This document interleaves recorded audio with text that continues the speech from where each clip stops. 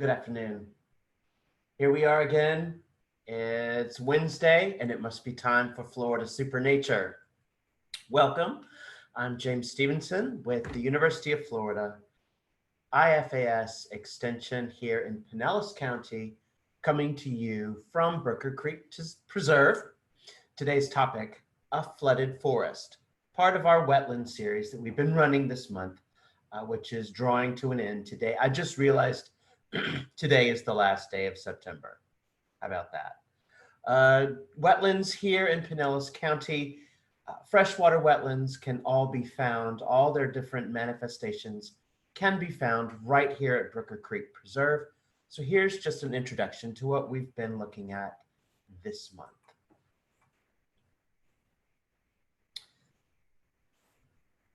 You. 3, 2, 1.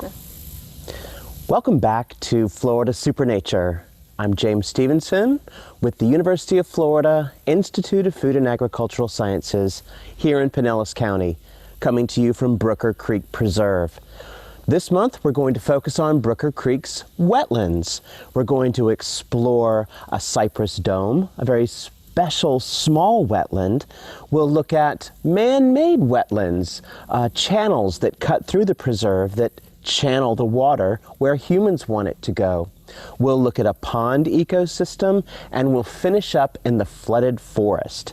All different wetlands in one preserve. So we hope you enjoy our series, Florida Supernature, as we explore the wetlands here in Pinellas County.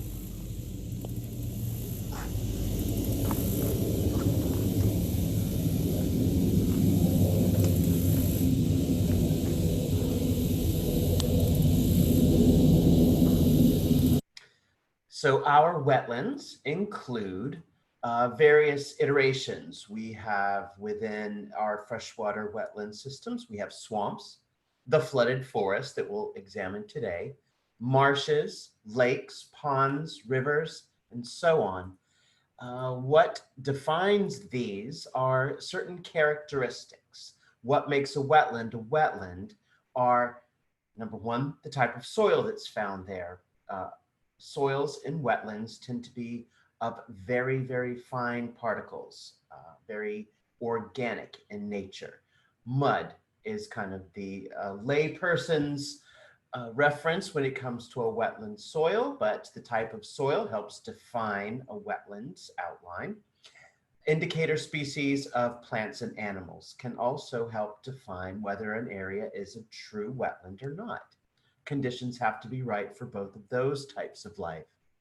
A marsh is a flooded area whose dominant vegetation is not trees or woody plants. So most of the marshes in Florida and in Pinellas County are dominated by grass, rush, and reed species, the grass-like plants.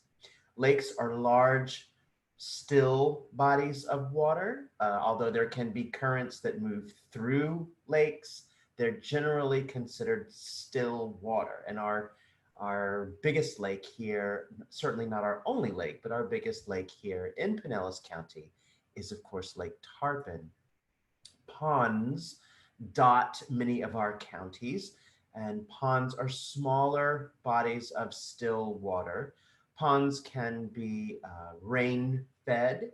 They can technically be spring-fed. A pond would be smaller than a spring and perhaps kind of outside the area of an area where you would find a lot of these formations, these spring formations.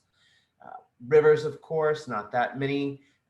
True rivers that can move vast amounts of water naturally. Hillsborough being our largest river in the area, and of course the swamp, which we are referring to today as the flooded forest, to underscore the idea that the swamp is a wetland dominated by trees, non-conifer trees. We looked at the cypress dome, and the primary vegetation there, of course, were the cypress, and those are conifers. And cypress domes are a very unique and particular type of wetland. And we'll see that cypress can, in fact, be a member of the canopy in a swamp, but generally speaking, our swamps are dominated by broad-leaved trees, the non-coniferous trees. And we'll take a look at some of those species a bit later on this afternoon. So let's have a look today at our flooded forest, here at Brooker Creek. And I'll probably repeat several times during today's presentation. Brooker Creek Preserve up here in the north, close to 9,000 acres. We're 50% upland, which is the drier palmetto and pine habitat with its particular soils and wildlife and vegetation, and 50% of these wetlands. And then of those wetlands, we've examined the ponds, the channels, the cypress domes, the majority of the wetland of our 50% here in Brooker are these flooded forests, are these swamps. So what does that look like from the sky? Again, I'll open up this web page. This is just a Google search of Brooker Creek, and I got all the pop-ups that have Brooker Creek in its name, including our beloved preserve right here towards the entrance off of Keystone Road. So if you are new to this series, we've been having a look at Brooker Creek Preserve, which I'm just going to draw the cursor around and kind of give you an idea of where those 9,000 acres encompass. Brooker Creek Preserve, the lungs of Pinellas County, right up here in the north. Brooker Creek is a rain-fed system. Here we have the Headwaters Preserve and Brooker Creek Watershed, which is an area defined by geology and topography where all the water that naturally enters into this area, this watershed, all drains to the same point. So the Brooker Creek watershed, again, I'm going to kind of outline that with my cursor. You can see is pretty much undeveloped land as I draw my cursor around this section of Hillsborough and Pinellas County. The headwaters where the rain falls kind of in this area all begins to flow west, eventually ending up in Lake Tarpon. And we can actually zoom in to where what once was a more or less clearly defined creek as it cut through the north part of Pinellas County is now kind of relegated to this last little remnant of a proper creek as it empties here into Lake Tarpon. Now we have moved and channeled and encouraged the Brooker Creek watershed to enter and leave certain parts of the county as we desire, and that's what we looked at last week. Was it last week? No, the week before, when we talked about how we move water throughout the county and through the preserve. But for the most part, water finds its own way through the preserve. Of course, we have to engineer the way that water moves around developed areas, and our preserve is pretty much surrounded by development. But where water passes through the preserve, it's allowed to make its own way and establish these flooded forests and other types of wetlands. As we zoom in from outer space, you get an idea of the amount of tree cover. The majority of our preserve is covered in forest, be it upland forest or wetland forest. And as we zoom in, even on Google Earth, which isn't the highest of resolutions, of course, you get to see the different colors, which actually represent different species of trees. So we'll have a look at some of the species of trees that define the canopy of Brooker Creek. When I say canopy, forests in general, whether they're flooded forests or not, forests have different layers. from the top to the bottom. And the top layer of a forest is referred to as the canopy. That's the treetops. And the various species of trees that comprise a particular forest defines that canopy type. And you can imagine if you have a forest of evergreen trees, the canopy, therefore, is only going to allow a certain amount of sunlight through the canopy throughout the year. And an evergreen canopy is going to prevent sunlight from hitting the ground year round.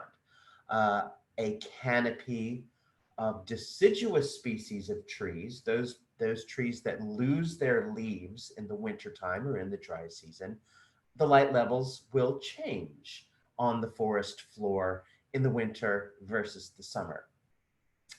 Our flooded forest, our swamp, is a mixture of both.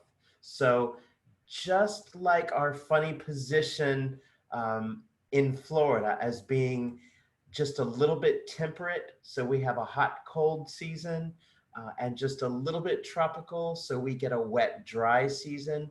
Our forest, our primary forest canopy, is in between that evergreen and that completely evergreen and the completely deciduous. So we get a little bit of both in all respects throughout the year. So that's the canopy, the top layer, the first line of defense, as it were, or the first layer of sunlight absorption as you move down from the top of the trees to the ground.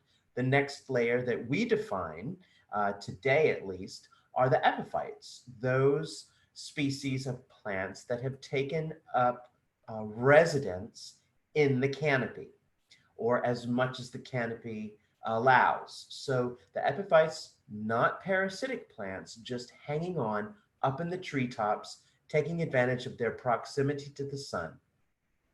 The understory is anything that's kind of in between the ground and the treetops. So the understory is kind of a widely defined range. So we have the canopy, everything growing in the canopy, and then we have this understory of woody plants. And then we have the herbaceous layer. And when I say herbaceous, we'll define that a little bit later, because a lot of language is shared between the science of botany and the everyday language of normal people, like some of us. So we have words like herb or herb, which has a botanical meaning, and then it has, a grocery store meaning. But botanically, we'll discuss what that means later. So we'll talk about the herbaceous layer to finish up. But we'll start at the top with the canopy. So the canopy, you're going to have to look up to see. Here we are. Julia and I took off into the flooded forest this week to observe and record and experience the various layers of the flooded forest. Unfortunately, we couldn't ourselves visit the canopy, but we had our friend Shannon Brewer of the city of Tarpon Springs, the arborist there in the city, with her magic powers. And Shannon was able to take us on a tour through the canopy of our flooded forest right here at the preserve.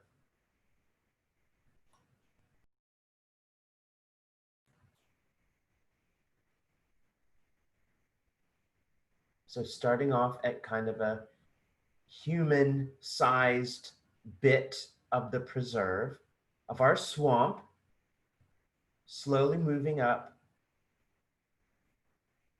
through the broad-leaved trees, our various species that make up the canopy, including tupelo, willow, just saw some hollyberries zoom by. You can see some of the trees beginning to lose their leaves. We're here at the edge of the wet versus dry season. We're here at the edge of the warm versus cold season. And just look at the tapestry across this wetland forest. You can see the various shades of green representing different species. You can see kind of in the distance where we have these kind of trees that are already beginning to lose their leaves due to the time of the year. So that gives you an idea of this vast area of flooded forest that we have here at the preserve. And the canopy is the highest. Moving on, in the canopy, we're going to encounter the tupelo, Nyssa biflora. Nyssa, of course, if you've heard of tupelo honey, it's supposed to be one of the most beloved of the honeys. Sweetbay, which is a magnolia. Cypress. So even though we examined the cypress dome, where the primary canopy species is cypress, cypress, of course, can exist alongside other species within the flooded forest. They're just not dominant. They're one of the gang. Dahoon holly and water oaks. They find their way into our wetlands as well. So let's take a closer look at the tupelo, the Nyssa, as it were.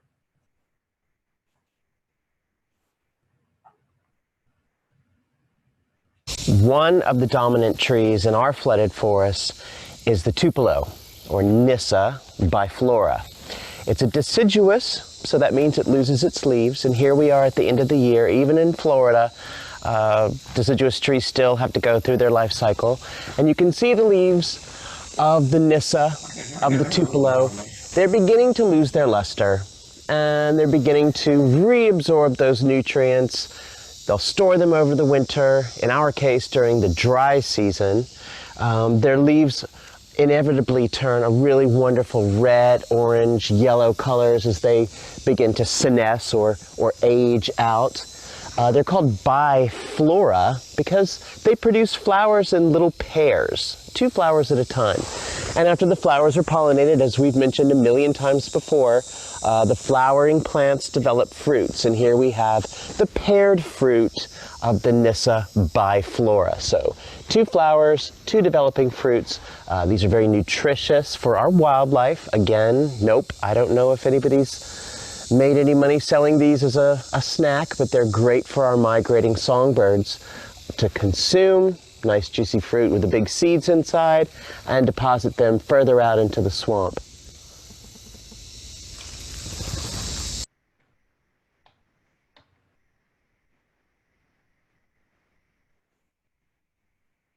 So we had great fun, Jules and I, kind of marching through the swamp, getting this footage for you. And we also, Julia got access to the video editing software. So now we in the person of Julia, is becoming quite proficient, much more proficient than me and my PowerPoint skills. Another one of the dominant tree species here in the flooded forest is the sweet bay. And we have several trees referred to as bay, but let's take a look at how you can tell a couple of them apart. We have several different bay trees here in our swamp. They're not related to each other, but they're all referred to as bays. They're evergreens with scented foliage. One is the sweet bay, which is actually a magnolia. You might have heard of magnolia. It produces a smaller flower than the one you might be familiar with. The sweet bay has large leaves with a very bright white underside. Those are very fine hairs that give it that white appearance. They get to be about 40 feet tall or 50 feet tall, and they have very smooth bark. You can see this is just an offset of this larger tree. And growing next to it is another bay tree. This is red bay, and red bay is related to avocado, not magnolia. It does produce a fruit, but it's meant for the birds and not for us. It's a small fruit with one big seed. And you'll note the underside of the leaves aren't quite as bright as the sweet bay, and this also has a very, very fragrant leaf when it's crushed. So that's the red bay versus the sweet bay.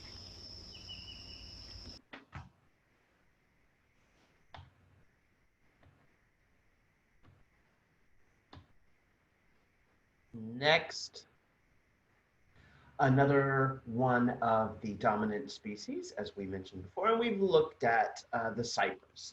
Here we have the cypress knees, Knees. And the cypress trees have adaptations, just like all these other dominant species, to life in the unstable, oxygen poor, muddy wetland soil. Extra surface area at their base allows for a more sturdy stature. So the tupelo, the sweetbay, the cypress, they all have swollen bases. It's referred to in forestry as butt swell, B-U-T-T, swell. Their butts are swollen. It allows them to keep their balance, as it were, in that saturated soil. Another adaptation that has been adopted by the cypress trees and the tupelo as well are the production of these structures, these root growths that are referred to as knees, that actually break the surface of the water at a distance from the plant. It's believed that these structures help exchange oxygen with the roots, as well as offering that buttressing to help keep the trees upright. So that's what you're going to find in a lot of textbooks. We've got these adaptations to living in saturated soil by producing these structures that increase our surface area at the base. In recent years, in the past couple of decades, there's been a lot of interest and studies and discoveries made about the intricacies of tree roots being interwoven intra-specifically and interspecifically. So all the trees in the forest, their root systems may be united into a super network. And that is facilitated by the presence of various fungal species. So the fungus can, because being practically microscopic in their growing, in the fungal growing phase, they can actually kind of knit the tree root systems of all the various species throughout the forest. And that too can help the integrity of the entire forest system. So we have all these adaptations in place that have allowed these species to thrive in this particular situation with the flooded, the oxygen poor, standing water, unstable soils, and all that sort of thing. So a lot of interesting research being done about how the fungus facilitate that wood wide web, as what it's referred to. Another one of our canopy species is the dahoon holly. Just now coming, well, its fruit has been developing throughout the summer. Its fruit is just becoming ripe. The indication that the fruit is ripe, of course, is that it turns this bright red color. Some species avoid the color red because it suggests danger, but those migrating birds and other frugivorous organisms, they are attracted to this fruit because they know they're going to get a reward. The payoff for the plant, of course, is that the seeds inside are going to be deposited far away from the parent plant. Another one of our canopy species in our flooded forest is one of the oak species, the water oak. Well named, right? And a good way to identify a water oak, not only because of where it's growing, is the shape of the leaves. If you look closely, the leaves are in the shape of a paddle.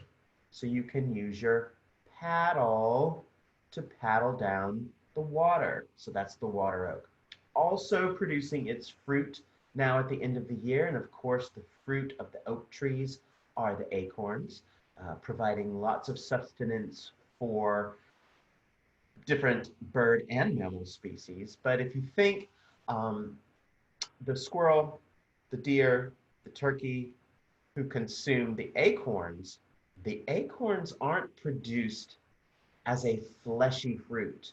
They're not like our holly berries. They're not like some of our other fleshy fruits. These are hard fruits.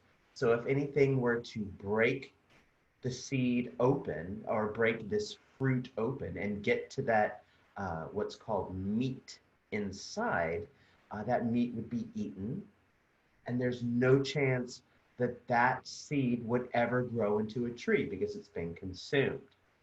What the oak counts on is that perhaps its fruit will be taken by a species that might stash the fruit for later consumption. So we all know that squirrels have the propensity to bury acorns, and they do this and they can go back even months later and dig those seeds up and consume them later on. Some of those squirrels aren't going to make it. Hardly any of the squirrels are going to forget where they buried these acorns, but some of the squirrels aren't going to survive. And so the acorns that have been planted by the ill-fated squirrels have a chance of growing into a new oak tree. So that is a taste of what you can find in the canopy layer. Some of the dominant, as I've said a million times, the tallest of the trees in our flooded forest. Let's come down from the very top and take a look at some of the plants that grow in the swamp, in the flooded forest, epiphytically.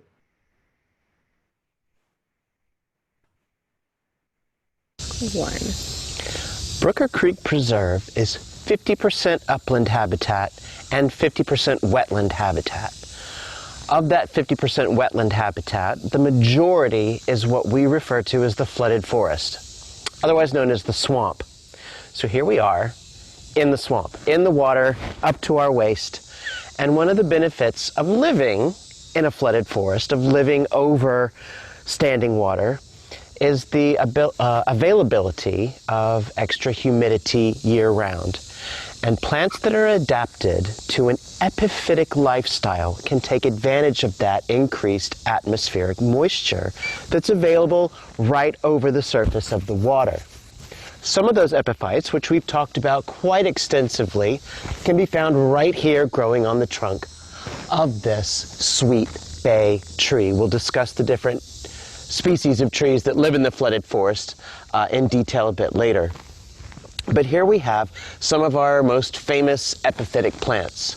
We have the orchids, the Tampa butterfly orchid. Now these flowered back in June, and the flowers were pollinated by very specialized little pollinators, little bees, that transported the pollen from one flower to the next.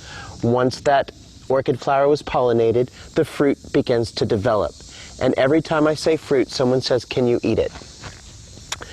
There's no known record of anyone eating this fruit, this orchid fruit. Orchid fruits tend to be dry.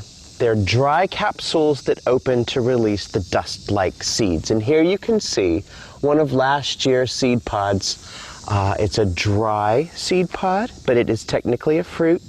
And the dust-like seeds will drift out of the seed pod and hopefully land in the branches of nearby trees to start the next generation of orchids. Living over water allows for the absorption of all that evaporate that can help keep these plants alive. The orchids have these broad leaves. Growing with the orchids is what's called the needle-leaf air plant. So this with the very narrow leaves is the needle-leafed air plant, and its fruit is ripening as well.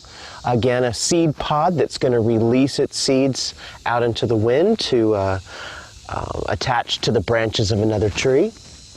But as you look up the branches right here from the high water mark, you can see almost every available bit of real estate is occupied by these epiphytic plants, taking advantage of that year-round moisture available in the flooded forest.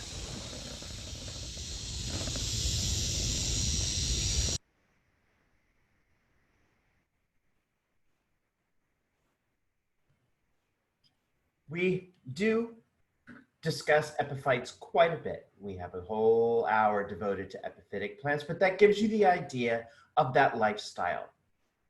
We have to say over and over again that these plants that are adapted to living on the other species, on the trees as epiphytes, they are not parasites. They're just getting access to the sunshine. So moving from the canopy along the branches of where the epiphytes dwell, we come to the understory, the woody plants that live underneath the canopy. So these are woody plants, these are shrubs. The shrub layer, you might refer this. And the understory is occupied by various species. This is where the audio cut out on the video, so I'll be just kind of voicing over what we encountered next. We're still slogging through the swamp at this point. And what we have here, this understory species, this small tree, only gets to be about, I don't know, 15 feet tall, is the persimmon, our native persimmon. That does, yes, produce a fruit that, yes, you can eat, and yes, is kind of okay. Not really worth it, you know, maybe not worth the effort, maybe not worth really depriving our wildlife of those, the fruits that this plant takes its entire year to develop. But on this understory tree, this broadleaf, you can see it's a broadleaf flowering tree. What we were explaining here is that even the smaller species, these understory plants, they still produce that quote unquote real estate that other species, the epiphytes, can take advantage of. And if we just zoom in on the little trunk of this persimmon, what I'm outlining here is a seedling butterfly orchid. So we looked at the fruit a little ways down the swamp. This is an area where where the seed might have landed, germinated, and is beginning to grow into the next generation. But all up and down the trunk of this little understory persimmon, we have other plants and other organisms like lichen getting attached and growing. So lots going on in the forest from the canopy on down. Another one of our understory species, in addition to the persimmon, is the button bush. And of course, the button bush, a very important nectar source for butterflies. Generally speaking, most species of butterfly do not like to fly up into the shade. They like to stay out in the open where they can see what's coming, but plants like the button bush that produce these incredibly nectar-rich inflorescences of tiny little white tubular flowers, they'll bring them in. And throughout the springtime, when the button bush is flowering in the swamp, you can find our larger butterfly species daring to enter the dark, creepy swamp to get the nectar reward. Another of the understory species, and we looked at how to tell the difference between sweetbay and red bay earlier in that short clip. The red bay, I mentioned before that it's an avocado relative of an ancient lineage of flowering plants, among the very first of the flowering plants. The red bay, another evergreen. So it doesn't lose its leaves during the winter time. It waits until the spring and summer to have an exchange of leaves, dropping last year's and growing this year's. But again, just like some of the other species that we've examined earlier this afternoon, a very important source of nutrition for our native wildlife and for our arriving migratory birds. So the red bay produces a little purple fruit, and as an avocado relative, it's a fleshy fruit with a single large seed on the inside. So again, when that fruit is ripe, it's going to be attractive to something that will swallow that, digest the nice sugar and nutrient-rich outer layer, and poop out the seed inside, planting it far away from the parent plant. So we're moving down. Now we're going to get to what's referred to as the herbaceous layer, the ground floor, the forest floor, as it were. And in a swamp, of course, the forest floor is water or mud, wetland soil. And when I say herbaceous, that of course is going to click the kind of lay up application of the word herb. So let's look at how botanists define herbaceous, the adjective which means non-woody plant tissue. So non-woody plants. So the Oxford Dictionary of Biology, containing very little permanent woody tissue, the Cambridge Illustrated Guide to Botanical Terminology, when it's composed of non-woody tissue, what's the ABV? Oh, A Botanist's Vocabulary, good book, of or pertaining to plants without above ground, so you get it. When the botanists refer to herbs or herbaceous, a herbaceous nature, you're talking about plants that don't produce woody tissues. So the grasses are considered herbaceous plants. Any of your, little flowers that you might put out by the mailbox, those would be considered herbaceous plants because they don't produce woody tissues. So the herbaceous layer in the flooded forest, let's take a listen to what the herbaceous layer sounds like.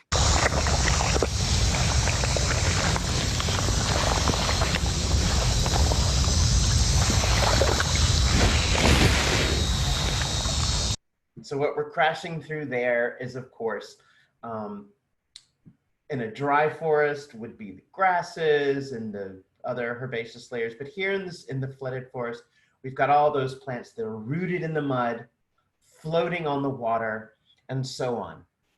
So when we talk about the aquatic plants, the aquatic herbaceous plants in the flooded forest, we're talking about the floating plants. So when there is water present, there are plants that actually take advantage of the water surface and the surface tension to float around and collect their sunlight. We are plagued with the water spangles. It's a floating fern species. Here's what it looks like up close. You can see that, I don't know whose hand that is, but you got an idea of the grooves on someone's fingers. Gives you an idea of scale of the water spangles. The invasive fern, it can actually form quite huge rafts, but we have native floating plants as well. And in this shot, you can see the water spangles are the primary foliage here, that kind of bluish green, but the whitish green specks throughout, that's our native, one of our couple of species of our native floating plants, our duckweeds. So those are plants that are actually in balance with, not out of balance, but they're balanced. They're in consort with our native plants. So we've got the duckweed that can float on the surface of the water and not have a negative effect on the entire system the way that the water spangles can. One of our native floating herbaceous plants is a grass called water paspalum or paspalum. This is an annual herbaceous floating aquatic plant. Annual meaning the seed germinates in the springtime, the plant spends the summer growing. Right now, those grasses are producing their flowers and their fruit on these kind of antenna looking structures. So these are the flowers. What you see there hanging down are the little anthers that are going to release the pollen out into the wind. Being a grass, the fruit is a grain. The grain will rain down out of these inflorescences once it's ripe, float off somewhere and wait till next spring when the water levels rise again to germinate and start the life cycle all over again. The base of the plant with their overlapping leaves, their leaves overlap a spongy layer of air, little air sacs that keep the plant afloat. That's how this plant can survive and not sink and lose access to sunlight. So water paspalum, also very bright pink pigmented. It's quite an attractive floating plant. The fact that where conditions are perfect for this plant, it's very, very robust and very, very enthusiastic and can look like it might be invasive just because it's doing so particularly well. But water paspalum is a perfectly in tune annual herbaceous aquatic flooded forest plant. Another one of our weeds that has made its way into our flooded forest is the alligator weed, Alternanthera. But the good news is you can see that this plant is not in very good shape. That's because of the presence of, if you look closely at the tip of this plant, you'll see the kind of designer yellow and black striped beetle. That's the alligator weed flea beetle. And this was the first insect biological control for the control of an invasive plant species. And releases were made from California through Texas and in Florida in the early 60s. And the beetle is now very well established in the state. I'm not quite sure how many subsequent releases were made, not that many. The beetle was able to become established because this weed, the alligator weed, had become established. So where the alligator weed is present, we now have a resident control that doesn't eat anything else, doesn't cause any other environmental problems, no ecological problems, and so on. And you can see what this beetle here and her family have done weakened this individual plant. So these plants aren't being completely 100% eradicated, but they're being knocked back so that they can become in a balance with the other species that exist. We did mention last week in the pond about the different kinds of aquatic plants. We have the emergent plants, we have the floating plants like we just saw with the water paspalum. We have the emergent plants that are rooted in the mud, like the alligator weed represented here. We also have the submergent plants. So those are the plants that live underwater and complete their life cycle completely underwater, and they can also exist in the flooded forest as long as they are species that are adapted to the changing light levels as defined by the canopy type of the particular forest. Did you follow me? Early on, we mentioned the species that make up our flooded forest, the tree species that define our flooded forest. We have deciduous trees that lose their leaves, and we have evergreen trees that don't. The presence and absence of those various species determine the light levels that reach the bottom, the forest floor, the herbaceous layer, whether that in a flooded forest, whether that be submerged, floating, or emergent vegetation. Those plants have to be adapted to whatever light levels the mixture of canopy trees are going to afford.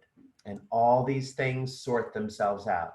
That's what's been most exciting about exploring the various wetlands here at Brooker Creek and here by extension in Pinellas County, is how all these species have found their place. And we talked about the various dispersal mechanisms that aquatic plants have. You don't just suddenly have a wetland and have all the species. Plants have to make provision to get their offspring into the right conditions that support the particular species. And we looked at plants that send their seeds out into the air to hopefully land in an established wetland. Some plants can put their propagules on the water, so it requires water to take the propagules to a place with water. And submergent plants, of course, they're going to have to find a way to travel into a place where their propagules can actually germinate in the mud and remain underwater for their entire life system. So all these wonderful things working together to define the species of plants in a wetland, and the different and the diversity of the plants are going to define the animal species that are found there as well, that depend on that plant layer for food, for shelter, and so on. So let's just take a look again at our kind of the big view of our preserve. Here we have the kind of the patchwork quilt of habitat types from more open uplands where it's very dry. We have sparse vegetation to the areas where there's more water available, and we get the forested situations where there's arguably too much water. We get the pond situation. So we move out of the forest because the trees are not adapted to living in deep standing water. And we saw last week that we get a completely different consort of plant species that inhabit ponds. And let's just have a look at how we can go from this big picture all the way back down through landing back down inside our flooded forest.